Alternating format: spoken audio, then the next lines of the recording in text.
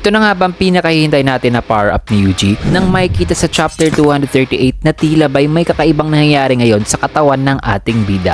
Kung saan ay nagbagong anyo lang naman ang mga kamay nito. Kaya na may maraming nga nagtatanong kung yan na nga ba, natutunan na nga ba ng katawan ni Yuji ang curse technique ni Sukuna na ang siyang inaasahan nating development na mangyayari sa kanya in the future sa first season pa lamang ng anime nung sinabi ni Gojo na eventually ay mai-engrave daw ang curse technique ni Sukuna sa katawan nito. Well, sa videong to ay pag-uusapan natin ang lahat ng yan kung posible nga bang nakuha na ni Yuji ang curse technique ni Sukuna at i-analyze din natin kung ano pa nga ba ang maaaring paliwanag sa likod ng malahalimaw na braso ni Yuji. At syempre, i-discuss din natin ngayon kung ang power up ba na to combined sa pambihirang physical strength ni Yuji ay sapat na ba na pantapat sa sorcerer na tumalo kay Gojo Satoru at kay Kashimo Hajime. Pero bago muna natin simulan, gusto ko lang pong ipaalam na ang videong to ay naglalaman po ng spoilers from the JJK manga. Kaya with all that being said, let's go. Unahin na muna natin ang speculation na maaaring may kakayahan na raw si Yuji na i-consume ang isang curse object bukod sa mga daliri ni Sukuna at magamit ang abilities na meron ito. Well, bago muna natin ipapaliwanag kung paano nagsimulang lumitaw ang spekulasyon na yan, ay papaliwanag muna natin ng saglit kung ano nga ba ang mga curse object. Ang curse object ay isang bagay na nagko-contain ng curse energy na kadalasan sa mga curse objects ay mula sa parte ng bangkay ng yumaong na sorcerer, tulad na lang sa mga daliri ni Sukuna. Ang paggawa ng isang curse object ay usually na-achieve sa tulong ni Kenjaku dahil siya lang sa series ang may kakayahan na gawing curse object ang isang sorcerer na kung saan ay kapag ka na-consume o ipina-consume ang curse object sa isang compatible vessel ay dito na i-incarnate ang isang sorcerer sa kanilang bagong katawan, tulad sa nangyari kay Sukuna na na-incarnate sa katawan ni Yuji Itadori. At usually during sa incarnation ay na-take over ng sorcerer ang kanilang vessel whether subconsciously o intentionally base sa paliwanag ni Angel sa chapter 199. At yan ang nangyari sa mga calling game players. Pero pagdating naman kay Yuji ay nasusuppress niya ang King of Curses, in which ay dahil dito ay napilitin si Sukuna ng mamahay sa katawan ni Yuji. Subalit may mga pangyayari din na ang curse object at ang vessel ay magkaparehong nabubuhay sa iisang katawan na malayang nakakapag-usap sa isa't isa tulad kina Yuji. At yan mismo ang nangyari kina Hana Kurusu at kay Angel, kung saan ay nag-coexist ang curse object at ang vessel nito. Now mabalik naman tayo sa topic na nagagawa na raw ni Yuji makapag-consume ng iba pang curse objects at magamit pa ang abilities na ito, in which ay ang tanong, posible nga ba yan? Well, dahil sa wala na si Sukuna sa katawan ni Yuji, si Yuji ay may tuturing ng isang empty vessel, isang parang container na walang laman. At alam naman natin na si Yuji ay kakaibang vessel mga kaibigan dahil nagagawa niyang masuppress ang curse object after consuming. At ito rin ang explanation ni Shoko sa current condition ni Yuji mula nung nawala si Sukuna sa kanyang katawan. Nasabi ni Shoko na nagiging parang curse item na raw si Yuji na nababad sa curse energy ni Sukuna. At pag-uusapan natin ang topic na yan maya-maya. Now, pwede rin naman nating sabihin na nasuppress ni Yuji si Sukuna dahil sa dinisenyo talaga siya ni Kenjaku na maging isang perfect vessel nito. However, ang speculation kasi na kaya na raw i-consume ni Yuji ang ibang curse objects aside sa Sukuna's finger at magamit ang abilities nito ay nagsimula kasi sa chapter 220. Kung saan sa chapter na yan ay yun na nga ipinaliwanag ni Shoko kay Yuji na sa ngayon ay para na raw isang curse item si Yuji na nababad sa curse energy ni Sukuna, in which ay dahil sa paliwanag na yan ay sinabi dito ni Yuji na kung ganon ay kakainin niya raw ang kahit na ano matalo lamang si Sukuna, which is ang dialogue na yan ay simple napaka-fishy pakinggan coming from Yuji. Kasi ano pa nga ba ang pwede niyang kainin aside sa daliri ni Sukuna? Ibig bang sabihin nito na may kakayahan na si Yuji na i-consume ang iba pang curse objects nang hindi na take over ang kanyang katawan? At isa pa, connected din ito sa maaaring theory na nagagamit din ni Yuji ang abilities ng kanyang na-consume na curse object. Well, upang masagot yan, ay i-consider muna natin ang dalawang rason na pwede ngang may ability na si Yuji na ma-consume ang iba pang curse object at magamit ang kanilang curse technique. Una, ay hindi kasi imposible kay Yuji na makapag-consume ng iba pang curse object at masuppress ito due to the fact na nagawa nga niyang masuppress si Sukuna. However, kung may ganyan ngang kakayahan si Yuji ay paano naman natin maipapaliwanag na kaya niya ring gamitin ang ability ng kanyang na-consume na curse object, na kung ang pagsosuppress lang ang pag-uusapan ay kahit na nasuppress niya noon si Sukuna ay di naman ito nagagamit ang abilities nito, not unless kung iti-take over ni Sukuna ang kanyang katawan. Well, masasagot natin yan sa ating pangalawang rason. At ang rason kung bakit posibleng nagagamit ni Yuji ang ability ng curse object ay dahil mismo sa kanyang kakayahan na isuppress ang curse object, na due sa ability na to ay pwede niyang makumbinsi ang curse object na makipag-coexist sa kanya, na dahil dito ay magkakaroon siya ng kakayahan na gamitin ang ability ng curse object tulad na lang kina Angel at Hana Kurusu, na malaya si Hana makakagamit ng curse technique ni Angel dahil sa nakipag-coexist ito sa kanya. Kaya sa scene na to ay we can conclude na malaki nga ang tsansa na ang ability na yan ay galing mismo sa ability ng curse object na ikinonsume ni Yuji. Pero teka mga kaibigan, maaring posible nga ito. Pero paano kung nasusuppress lang ni Yuji si Sukuna dahil sa compatible lang talaga ang dalawa? Kagaya sa sinabi ni Kenjaku sa chapter 136 na ang incarnated player sa Calling Game ay na-incarnate lang sa isang katawan dahil binigyan ni Kenjaku ang katawan na yan ng kakayahan na maging vessel ng specific curse object. In other words,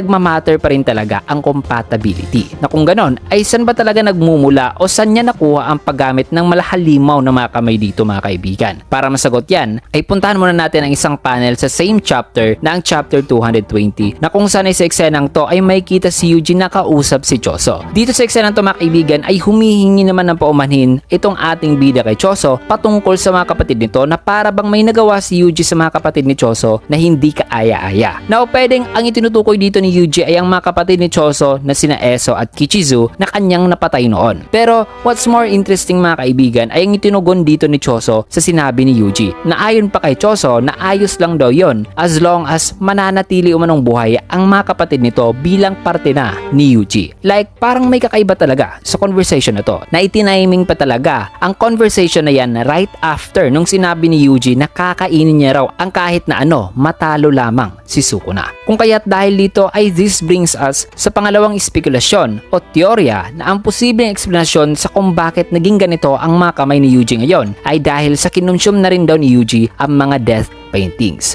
At kasalukuyan na ngayong nagagamit ni Yuji ang mga abilities na ito. At sa mga hindi pa nakakalam tungkol sa death paintings, ang 9 death paintings mga kaibigan ay isang uri ng unique curse object dahil isa itong mga curse womb na kalahating tao at kalahating curse spirit ng mga sanggol na ipinalaglag noon na resulta sa eksperimento ni Kenjaku sa katawan ni Noritoshi Kamo. Ang mga death paintings mga kaibigan ay nai-incarnate sa pamamagitan ng pagpapakonsume sa kanila sa isang tao in which ay dito nila na-take over ang katawan at consciousness ng kanilang vessel tulad na lang sa nangyari kina Eso, Choso at Kichizu. However, unlike sa Sukuna's finger, ang mga death paintings ay walang pinipiling vessel. So hindi nito kinakailangan ang compatibility upang ma-incarnate sila sa isang katawan. Currently, 3 sa 9 na death paintings ang na-incarnate na at kabilang na dyan si Choso. Habang ang 6 naman ay at some time ay natira sa cursed warehouse sa ilalim ng Jujutsu Tech na sa kalaunan ay maaaring na-retrieve na rin ni Choso at ibinigay kay Yuji. Now dahil sa walang pinipiling vessel ang mga death paintings mga kaibigan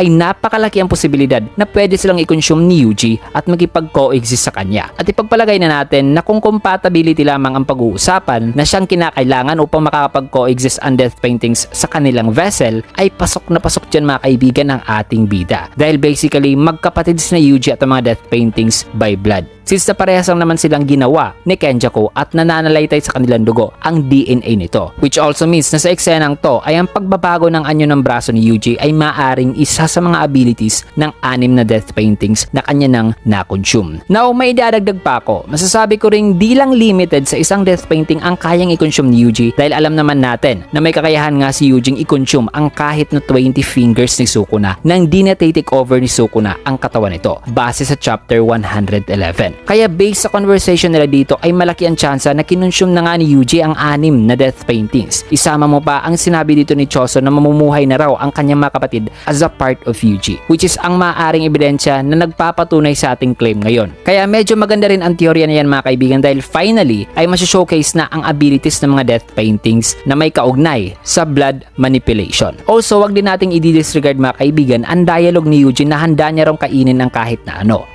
ano mga kaibigan. So base lamang dito ay masasabi kong hindi talaga imposible ang teorya na nakukonsume na ni Yuji ang iba pang curse object at nagagamit ang abilities ito. And now dito naman tayo sa teorya patungkol sa natutunan na raw ng katawan ni Yuji ang curse technique ni Sukuna. Dahil sa appearance daw ng kamay nito na parabang katulad na raw sa mga kamay noon ni Yuji nung tinake over siya ni Sukuna. Na kung gano'n ay ibig bang sabihin nito ay nagkatotoo na ang sinabi ni Gojo noon dito sa chapter 12 na sa kalaunan daw ay matututunan umano ng katawan ni Yuji ang curse technique ni Sukuna. Well, in my own opinion ay sa tingin ko na as of now, right in this moment mga kaibigan ay malaki ang tsansa na hindi pa talaga totally natutunan natutunan ni Yuji ang curse technique ni Sukuna. Kasi kung natutunan na ni Yuji ang curse technique ng King of Curses ay dapat ay alam na mismo ni Gojo kung ano ang curse technique ni Sukuna bago pa niya ito nakaharap. Kaya na may dahil dyan ay masasabi ko na sa ngayon ay maaaring hindi pa talaga na-fully grasp ni Yuji ang curse technique ni Sukuna. Kasi sa pagkakataong to mga kaibigan ay mas malaki ang tsansa na ang mga kamay na to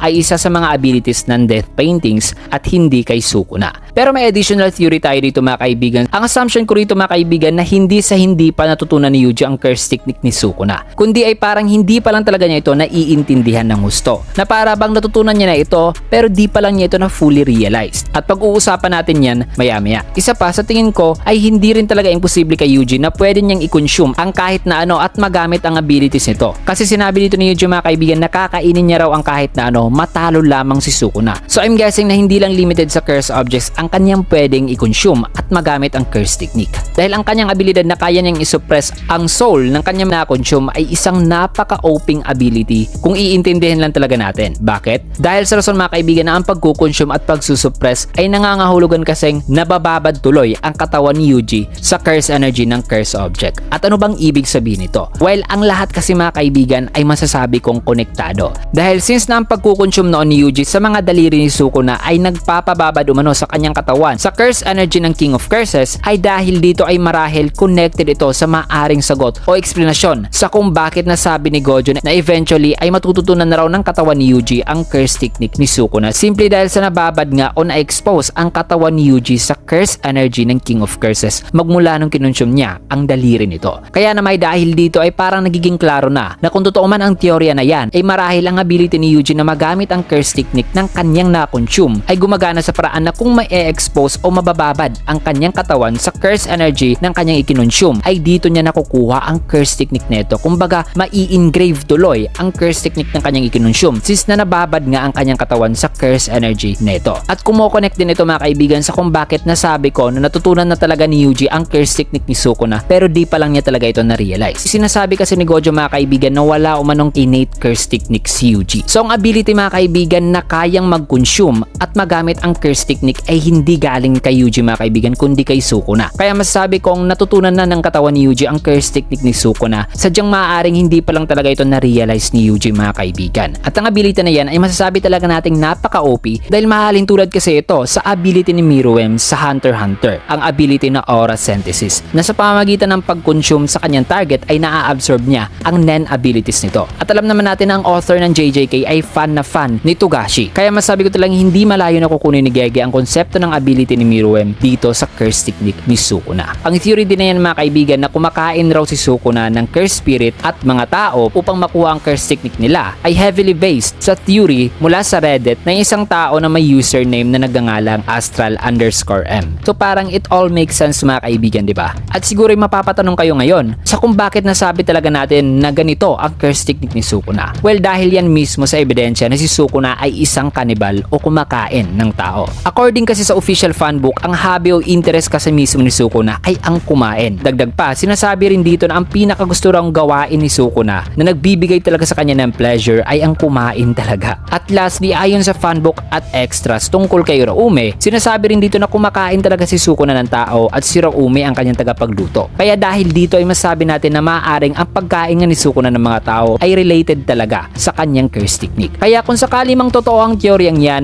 kung marirealize ni Yuji mga kaibigan na ganyan pala o yan pala mismo ang curse technique ni Sukuna na nakuha na pala niya ang ability nito noon pa, ay masabi ko na may laban na talaga si Yuji dito kay Sukuna mga kaibigan. Not to mention na unlike kay Sukuna, si Yuji ay parang may heavenly restriction body mga kaibigan na katulad ni Toji kasi napakalakas din ni Yuji at ang kanyang physical capabilities mga kaibigan ay pambihira talaga. Isama mo pang husay ni Yuji pagdating sa pag-a-activate ng Black Flash na para bang na-activate niya ito at his own will dahil sa kanyang husay sa pagmamanipula ng curse energy. At lastly, maaaring ang pagiging fast learner ni Yuji ay isa rin sa mga traits ni Sukuna na nakuha nito. Dahil alam naman natin kung gaano katalino si Sukuna ayon kay Gojo mismo. Kaya magugulat na lang talaga si Sukuna in the future mga kaibigan pag nagkataon na mamamaster na ni Yuji ang kanyang mga kakayahan. At syempre nakita na rin natin noon mga kaibigan na minsan na nang bugbog si Yuji ng isang nilalang na may 4 na braso. At yan mga kaibigan ang maaaring mga rason sa kung bakit naging ganito na ngayon ang mga kamay ni Yuji. At ang sagot sa kung ano pa nga nga ba ang ability na maaaring na-develop ni Yuji off-screen. Kaya ano sa tingin nyo? Sang-ayon ba kayo sa teorya o hindi? Let me know your thoughts dyan sa comment section, pero bago nyo muna lisanin ng video ay siguro na may mapapatanong kayo sa kung ano nga ba talaga si Yuji, bakit siya ginawa ni Kenjaku at bakit magkapareho ng mukha si Yuji at si Sukuna. Well, yan ang ating pag-uusapan sa susunod nating video patungkol lahat sa true origin ni Yuji. Ayan, maraming salamat at syempre kung nagustuhan nyo naman ang ating video ay kinaget a like, follow or subscribe na rin upang palagi kayong maging updated sa mga latest nating uploads. Maraming salamat and see you guys again on my next video.